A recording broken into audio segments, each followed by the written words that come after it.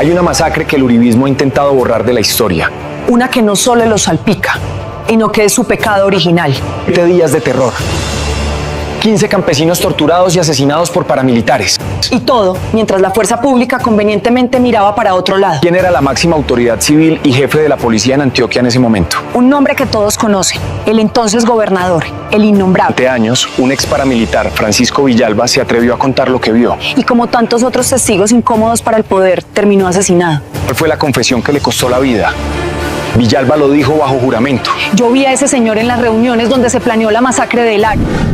Francisco Villalba, el paramilitar que fue asesinado en 2008, 4 meses después de declarar ante la comisión de acusación que Álvaro Uribe lo condecoró por la masacre de Laro, dijo también que Santiago Uribe le ofreció hombres para esa masacre. Andrea Díaz. Carolina, así quedó consignado en la declaración escrita que rindió y en la que se explica que su ofrecimiento al Grupo Toledo de la SAUC no fue aceptado. El 12 de noviembre de 2008, 5 meses antes de morir, el ex paramilitar Francisco Villalba declaró bajo la gravedad de juramento en la comisión de acusación de la Cámara de Representantes que el entonces gobernador de Antioquia, Álvaro Uribe, y su hermano Santiago se reunieron con jefes de las autodefensas para planear la masacre de Laro ocurrida en 1997. ¿Quién estaba presente? Álvaro Uribe y Santiago Uribe, el señor Mancuso, Cobra, 90, Carlos Castaño, mi persona, Junior y los 22 hombres que yo tenía bajo mi mando. Según el testimonio del excomandante del Grupo Toledo de la SAUC, condenado a 34 años y 4 meses de prisión por estos hechos, Santiago Uribe era el jefe de la organización paramilitar Los 12 Apóstoles. Hace usted referencia que ese es el grupo de Papagayo y que están en Puerto Valdivia, Tarazá, Caucasia, Los Llanos Altibajos, Santa Rosa y que Santiago Uribe es el dueño del grupo. ¿Por qué dice usted eso? Porque yo me crié en la organización desde la edad de 9 años. Yo llegué a Antioquia con la Kika, ingresé a las autodefensas a los 10 años, conozco todo el rodaje de las autodefensas y la mayoría de las personas que entraron. Villalba asegura que Santiago Uribe le ofreció hombres y armamento para hacer la incursión en el Laro, donde murieron 19 personas. Él llevó más personal, me dijo que si yo necesitaba gente, él me prestaba más gente. Yo le dije que no, que los 22 hombres que yo tengo estaban muy bien entrenados para hacer cualquier asalto, cualquier combate. No expresé el nombre de él porque no había necesidad, porque estábamos hablando del personal que me estaba prestando. No hubo necesidad de nombrarle a Álvaro Uribe. ¿Quién le estaba prestando personal? El hermano, Santiago Uribe. ¿Usted lo conocía? Sí, yo lo distingo a él. El hermano Santiago Uribe. Según Villalba, la incursión en el Laro se planeó por instrucciones del exgobernador Álvaro Uribe con el fin de rescatar en un operativo silencioso a su primo Mario Uribe, secuestrado con otras 6 personas por las FARC. Porque por ese señor yo hice esa masacre, porque donde ese señor no hubiera estado en ese secuestro, la masacre no se hubiera perpetrado. De acuerdo con Villalba, quien temía por su vida, según lo advirtió en esta declaración, Álvaro y Santiago Uribe se reunieron nuevamente con Carlos Castaño para felicitarlo por el operativo. ¿Dónde eran esas reuniones? No en un campamento, no en la selva. Eran en la propia finca de la familia del entonces gobernador. La masacre no fue un error de la guerra, fue el ensayo general. El modelo de la alianza entre el Estado y grupos armados que luego se convirtió en una cuestionada política de seguridad. Al final las piezas encajan. El gobernador, la finca, el testigo asesinado, la condena. Esta no es la historia de una masacre, es la historia del nacimiento de un poder. Esta es la memoria que el poder de siempre quiere enterrar. No se lo permitamos. Suscríbete, comparte este video y dale like, que el pecado original nunca se ha olvidado.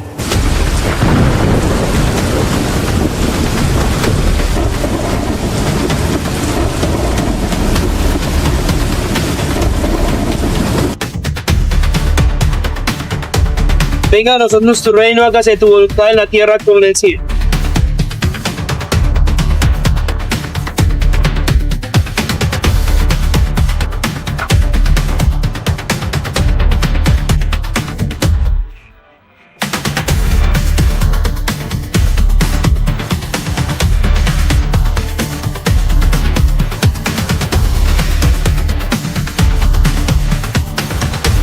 El corregimiento de Laro estaría a punto de desaparecer. Tiene tan pocos habitantes que de corregimiento podría terminar reducido a vereda. La razón, nunca pudo reponerse de la incursión paramilitar de 1997 que dejó 15 personas masacradas.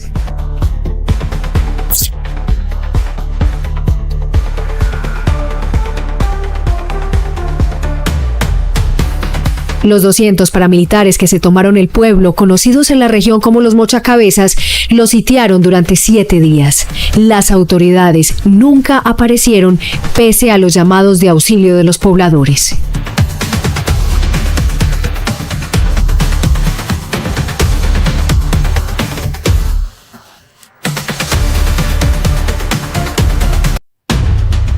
Rafael Ángel Piedrahíta tiene 17 años. Cuenta que nació el día de la masacre del Aro. Fue el único que sobrevivió a la sentencia de muerte. Todavía no entiende por qué uno de los paramilitares le salvó la vida. Por milagro de Dios estoy vivo. Y alguno de los mismos paramilitares me salvó la vida. Aquí estábamos cuando empezaron con el primero a parar metro de mi persona. Y al segundo iba a ser yo. No, esto todavía no. No. La toma paramilitar fue calificada como de extrema barbaridad por las torturas y mutilaciones a las que fueron sometidas las víctimas. Era para decirnos así que es que nosotros lo llamamos, es para mostrarles cómo van a quedar todos los que le colaboran a la guerrilla en una forma o en la otra. Así como estaban esa gente amarrados sin cabeza y con machetas enteradas por aquí así para abajo. Entonces, no callaba y yo lo único que pensaba era que entonces no íbamos a quedar nadie vivo porque el de menos les tenía que dar agua a esa gente por ahí, por donde pasaba. La gente estaba aquí demasiado bestiales, como se dice. Era vuelto unos salvajes. Este abuelito, ganas de acabar con lo que no le ha hecho nada a él. Como está duro tener uno que recordarlo como le tocó a uno. Pasar ese día uno encerrado, ni poder ir a ver el yerno muerto ahí tendido, ni que fueran a venir mujeres a chillarse porque también las quebraban. Antes de partir, los paramilitares quemaron el pueblo, robaron 1.200 reses y secuestraron a 17 campesinos para que arriaran los animales hasta la Caucana. Hasta la iglesia le iba a aprender, entonces uno de los mismos siempre que dijo que no, con Chuchito y no te metas allá, no, que le quisieron prender, o no dejaron.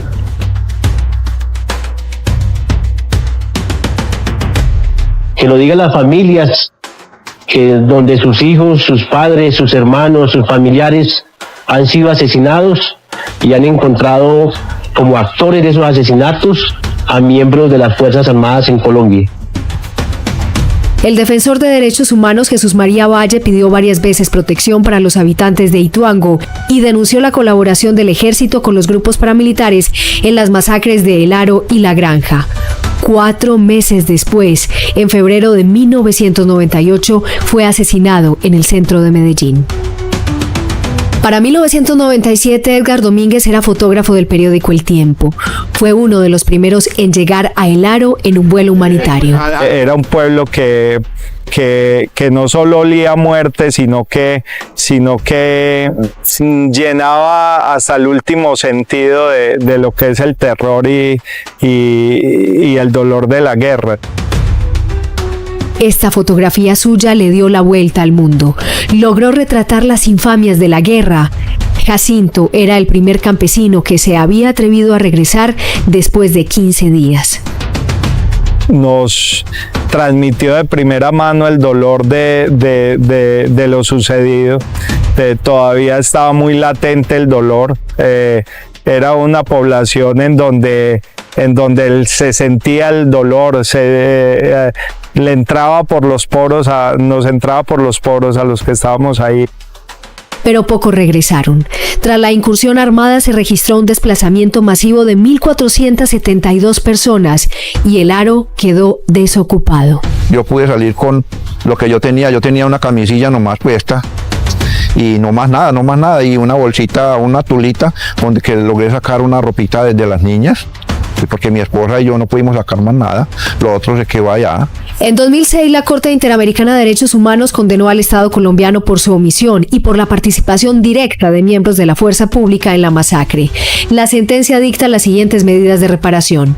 Investigaciones para determinar los responsables de los hechos, tratamiento psicológico a las víctimas, condiciones de seguridad para el retorno, acto público de reconocimiento de la responsabilidad, reconstrucción de las viviendas e indemnización a las víctimas. 8 años después, el gobierno nacional responsable del fallo no ha cumplido con sus obligaciones.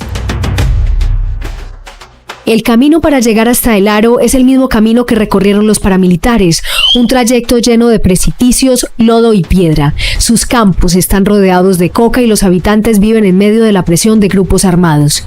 17 años después, El Aro todavía parece un pueblo fantasma.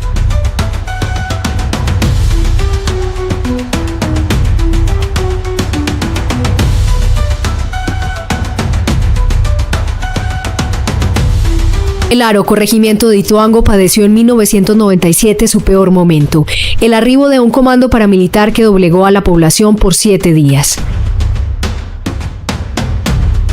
A pesar de los llamados, la fuerza pública no apareció.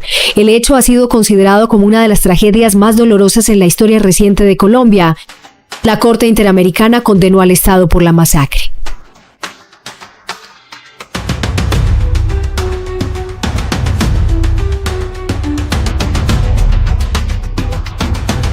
Después de 17 años, para llegar a El Aro hay que atravesar el mismo camino que transitaron los paramilitares.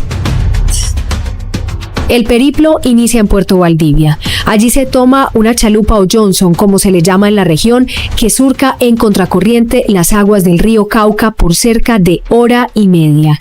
Mientras la chalupa avanza, los pasajeros van descendiendo en la que parece tierra de nadie en medio de la selva.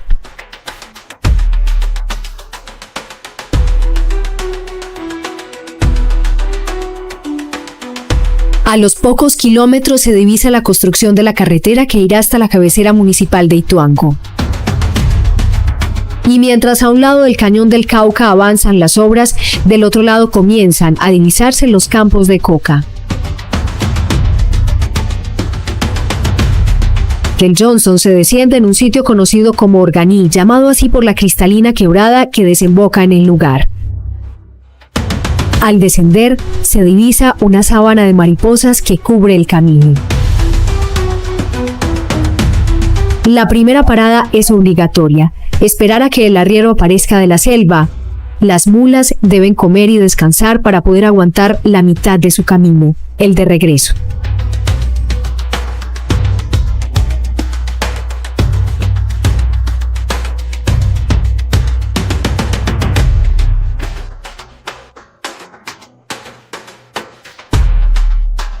El camino de herradura no es sencillo.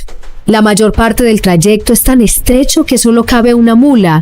Muy estrecho ya. De un lado la montaña y del otro precipicios. Por momentos, la trocha se cierra tanto que termina convertida en profundos canalones llenos de lodo y piedras.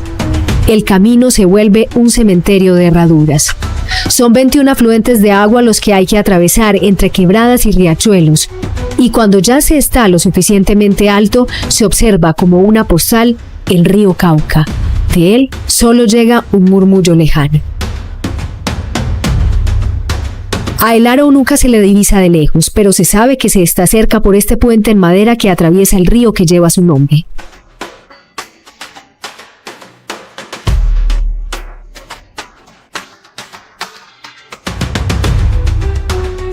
Y primero se conoce a sus muertos. Y después de 5 horas en mula, aparecen las primeras viviendas de El Aro, llamado así porque está rodeado por un imponente anillo de montañas.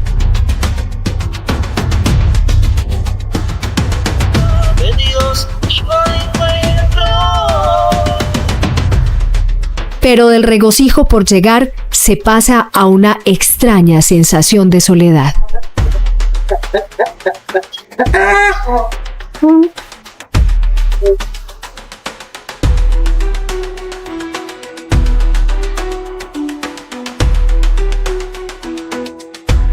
El Aro se encuentra en un estado crítico, en un estado de soledad, en un estado abandonado. Desde hace 10 meses que llegué acá al Aro, en esos 10 meses se han ido, por ejemplo, 5 familias ya. Uno se para muchas veces acá en el atrio, toca esas campanas y uno espera a ver quién va a salir, por ejemplo, para la Eucaristía. Y como por obra y gracia del Espíritu Santo, en el momento de la misa siempre llegan 5 o 6 personas que somos los que celebramos la Santa Eucaristía, pero uno mira muchas veces los hogares a ver quién es el que sale. Pero por más puertas que uno mire nunca se van a abrir porque desafortunadamente están vacías. Esto aquí era una casa de 2 pisos y vean lo que quedó.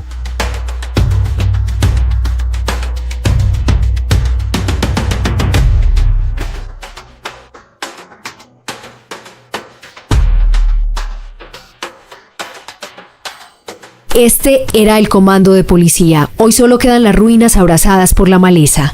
Permanecen los rastros de las que en 1997 eran viviendas habitadas. Están además las casas reconstruidas pero abandonadas y otras recién clausuradas.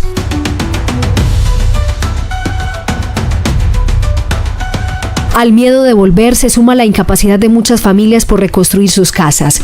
Aunque la sentencia de la Corte Interamericana de Derechos Humanos obliga al Estado colombiano a rehacer las viviendas, los habitantes de El Aro aseguran que el proceso quedó inconcluso. No, la casita no, partiendo del principio que no la hicieron y quedaron los pisos, vea, todavía se ve el piso reventado de la candela, vea, todo que se ve como rajadito de la candela cuando se quemó y no la hemos acabado. Claro que después de Ituango vinieron y nos hicieron este pisito, la pieza grande de allá y nos hicieron ese tanquecito de lavadería. Y bueno, eso allá anduvo, está. Y eso tiene la hija mía por allá, que le da ganas de venirse para ver la casita otra vez, para venirse a vivir por aquí. Pero eso lleva mucho gasto y ella por allá todavía con los hijos. A ver, ella siempre mantiene diciéndome que ella le da ganas de venirse, a ver si es capaz de arreglar la casita para venirse a vivir aquí. Aquí vinieron y hicieron tapias por ahí, vea esas tapias que hay nuevas.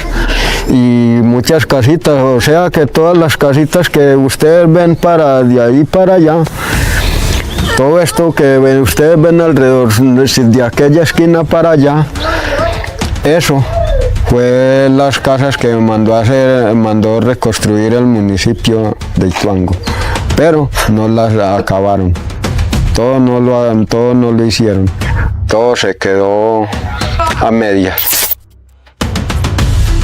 A Rafael, los paramilitares le quemaron la casa. Aunque se la reconstruyeron, la nueva vivienda no conserva las características de la anterior.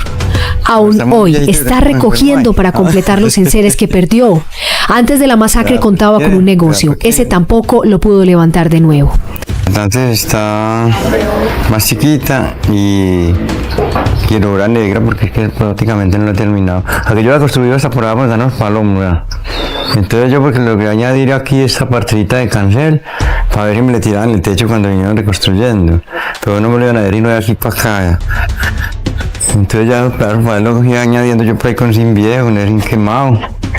Después de eso no ha vuelto a recuperar todo lo que perdió. Ya uno vive como por estar ahí, pero no, ya no. Ya uno todo lo que perdió ya no lo vuelve a conseguir. En el Centro de Rehabilitación Héroes del Paramillo en la ciudad de Medellín. Además, los familiares de las víctimas reclaman la judicialización de la totalidad de los responsables de la masacre. Hasta el momento, solo 7 personas tienen sentencia, 6 paramilitares y un miembro del ejército. La ayuda psicológica tampoco se ha cumplido. Uno que no sabía que habían por ahí pues muertos en los pueblos, en las calles, en los rastrojos, uno andaba muy tranquilo. Hoy en día va uno a buscar verse para ir de noche a la madrugada y uno dice, hombre, por aquí que hay un muerto. Y ya uno queda como con un drama. Yo estuve más o menos como con ganas, lo que uno dice como con ganas de corregirle la teja, ¿sí? ¿Me entiende? Yo estuve en trastorno mental así, eso porque yo logré ir a una EPS que entré recién venido allá, ya y siempre fue poquito, pero sí, ya. Y otra de las cosas, yo con esa cuestión de allá, yo perdí mucho la memoria. Históricamente, pues hay que reconocer que ha habido un abandono del Estado a todos los niveles. El municipio ha tratado de llegar pues al poblado, a sus habitantes, especialmente pues a los que viven en el centro urbano del Aro, y a nivel del Estado central pues sí ha habido un abandono muy grande, empezando pues porque hasta el momento no se ha cumplido con el fallo de la Corte Interamericana de Derechos Humanos que condenó al Estado a restituir no solo a las víctimas directas, sino a toda la población. Infrarrojo buscó insistentemente la respuesta de la Cancillería, dependencia del Gobierno Nacional encargada de dar respuesta ante la Corte Interamericana, pero no fue posible obtenerla. No obstante, en el último seguimiento al caso que hizo el Tribunal Interamericano, se dejó claro que el gobierno solo ha cumplido parcialmente 3 de las medidas ordenadas, algunas incluso por tutela: el programa habitacional, la indemnización económica y el lugar para recordar a las personas asesinadas por los paramilitares. En el acta de la Corte se indica además que las víctimas no aceptarán las disculpas públicas del gobierno nacional hasta tanto este no haya cumplido con la totalidad del resto de sus obligaciones. La Corte Interamericana de Derechos Humanos instó al Estado colombiano a construir una placa para conmemorar a las víctimas de la masacre del Aro. Y este es el monumento en el que están inscritos los nombres de las 15 personas asesinadas por los paramilitares. La placa, cercada por 4 estacones, se encuentra abandonada. A pesar de la soledad, el Aro tiene energía eléctrica, promotora de salud e institución educativa. Cerca de 33 uniformados custodian el corregimiento desde lo alto de una montaña. Pero hoy, el Aro se debate entre desaparecer o revivir con los recursos de Hidroituango, el proyecto eléctrico más grande de la historia de Colombia que se construye entre los municipios de Ituango, Briceño y Toledo. Con la obra, que plantea una vía que conectará a Ituango por Valdivia y que pasará por el Aro, se espera fortalecer el trabajo que adelanta la Gobernación de Antioquia con la ruta integral de reparación a víctimas. Nosotros tenemos que ser capaces de llegar a donde no ha llegado el Estado, donde no han llegado las oportunidades. El Aro reúne todas estas características por la violencia, por la lejanía, por la geografía, por una cantidad de condiciones, digamos, históricas. Ha sido un sitio abandonado efectivamente por el Estado, por la presencia institucional. Es uno de tantos sitios en donde estamos llegando con oportunidades, con capacidades a trabajar por la gente. Y mientras se decide su futuro, el Aro sigue luchando con sus tristezas. Sí, hay que llorar todavía a los muertos. Todavía estamos en la mitad del duelo. Infrarrojo está en el Aro, corregimiento de Ituango, que aún no ha podido reponerse de la incursión paramilitar de 1997. El lugar parece un pueblo fantasma y más de la mitad de las viviendas se encuentran abandonadas. Muchas de ellas conservan las cicatrices indelebles que les dejó la guerra. Esas marcas todavía están en el corazón de los familiares de las víctimas.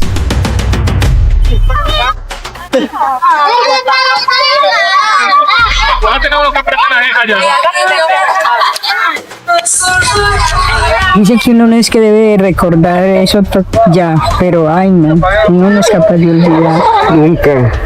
Nunca se acabará. Nunca. ¿Por qué motivo? Porque estas son heridas que no se curan, son cosas que no se acaban. Entre más uno las recuerde, más peor, más duro. Es el sufrimiento para toda la comunidad y para toda la gente. Que hacer memoria es forzarnos también incluso al dolor, porque cuando el dolor termina de salir, entonces no sabremos a nada. Entonces sí hay que llorar todavía a los muertos, todavía estamos en la mitad del duelo. Si no las recordamos, hacemos de cuenta que sí se murieron. Si las recordamos, las tenemos vivas en nuestra comunidad. En lo alto de la montaña era el Aro un próspero pueblo. Era un caserío que se aferraba en la montaña, que era la flor que se bañaba con el rocío vital que sube del cañón del Cauca. Éramos vida, éramos esperanza y éramos pujanza. Hasta que un día, un trágico día en el que nadie quisiera volver a estar. Un día, ese día, llegaron ellos, profanaron la montaña y nos cambiaron el paisaje. El rocío mañanero se volvió hollín y el olor a rosas fue olor a quemado. Su podredumbre se instaló por encima, se instaló en las calles. Y hoy luchamos por quitarnos de encima ese olor a muerte. Porque me duele si me quedo, pero me muero si me voy. Por todo y a pesar de todo, mi amor, yo quiero vivir.